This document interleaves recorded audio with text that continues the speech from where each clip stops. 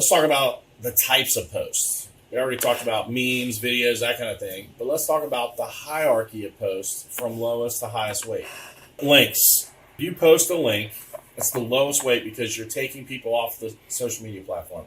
You post a YouTube link on Facebook, it gets the lowest weight and most likely won't be seen. Short text, couple words. Bengals win, right? Social media wants more than a few words for posts and comments, and time in the box gets rewarded.